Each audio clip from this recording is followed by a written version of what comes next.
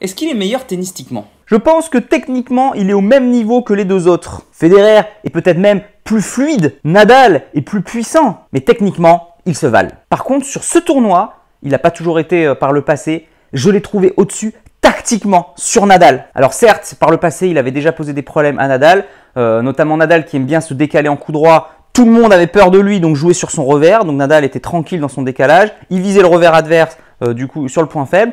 Sauf que Djoko a bouleversé tout ça. Djoko, c'est son point fort, le revers. Et puis plutôt que d'attaquer le point faible de Nadal, où Nadal est fort en décalage, il s'est dit je vais attaquer plein champ sur le coup fort de Nadal. Et il l'a ainsi dominé par le passé. C'était une excellente stratégie qui avait longtemps fonctionné. Du coup, Nadal a dû s'adapter. Maintenant, il est obligé lui aussi de jouer sur le coup fort de Djokovic, sur le coup droit. Du coup, ça se valait. Et cette année, Djoko a réussi 3 choses pour moi vraiment incroyables. La première, on le savait en théorie, il a réussi physiquement à le faire, tenir sa ligne face à Nadal. Il n'a pas reculé, il a tenu sa ligne, il a réussi à contrôler le lift incroyable, le rythme monstrueux que mettait Nadal. Et avec sa longueur de balle, il a réussi à tenir sa ligne et du coup à distribuer droite-gauche, à faire courir Nadal. C'est pour ça que d'ailleurs Nadal a explosé physiquement au bout d'un moment parce que c'était lui qui faisait les allers-retours droite-gauche en étant très très loin de sa ligne de fond.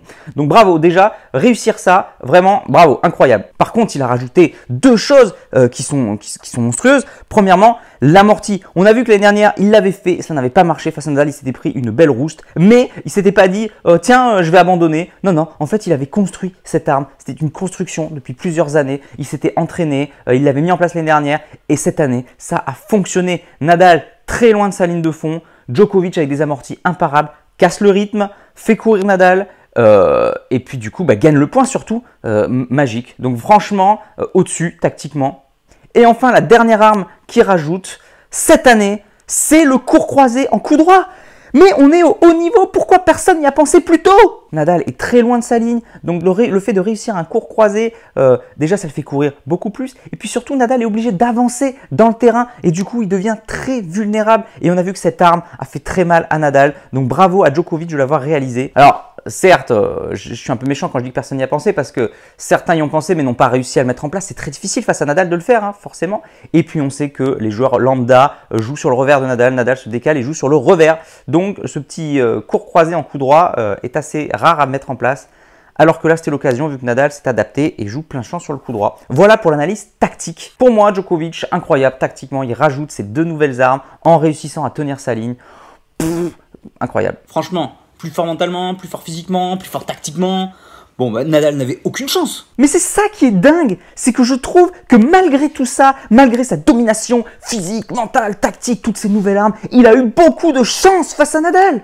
C'est passé de justesse. Le 3e set est juste légendaire pour moi, c'est le meilleur set de tous les temps sur terre battue. Nadal a une balle de 7, il est à quelques centimètres de gagner ce point et de gagner le set, ça aurait pu bousculer toute la rencontre. Je suis convaincu que si Nadal gagnait le 3e, Djoko aurait quand même gagné le 4e et que Nadal aurait eu le temps de récupérer et qu'on aurait eu un 5e set de légende encore plus. Ou alors Nadal aurait craqué complètement physiquement au 5e aussi et voilà, il n'y aurait pas eu de match. On ne le saura jamais. Donc pour moi, Djoko a eu beaucoup de chance sur cette demi. D'ailleurs, à ce fameux 3e set, il touchait toutes les lignes sans faire de faute, mais c'est juste dingue cette chance. Alors que sur la finale, pour moi, malgré le handicap de 2-7-0, il était quand même au-dessus, il était large, il n'a pas eu de chance, il avait une marge. Sur Nadal, ça s'est joué vraiment à quelques centimètres ce match, malgré le score en 4-7. Alors petite précision, en tant que coach mental, je ne suis pas sûr que la chance existe à ce niveau-là. Djoko était clairement dans la zone, cet état de fluidité maximum.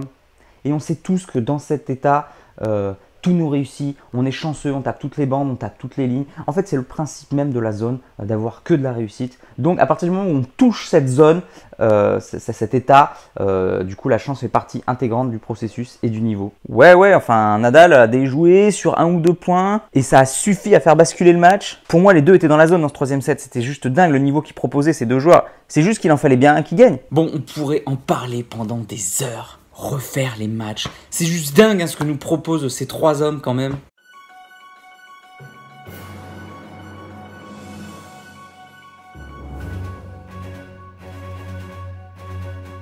Bref, je remercie mes experts. Je vous remercie vous surtout de regarder la vidéo. Merci. D'ailleurs, si ce contenu vous plaît, s'il vous plaît, n'hésitez pas, j'insiste, mettez un commentaire, cliquez sur j'aime, partagez les vidéos. Car ce genre de vidéo, c'est vraiment plus dur pour moi, niveau montage et tout, ça prend un temps infini. pour pas grand chose, que du plaisir. Allez, je vous dis à bientôt. En attendant, n'oubliez pas, allez jouer au tennis, laissez s'exprimer vos personnalités, progresser et surtout, faites-vous plaisir. Ciao. Si tu es encore là, c'est que soit tu es très motivé, et dans ce cas-là, je te félicite, soit que tu aimes ce que je fais.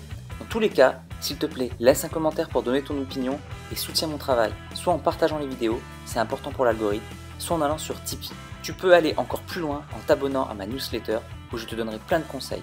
Rien de plus facile, clique sur le lien dans la description. A bientôt.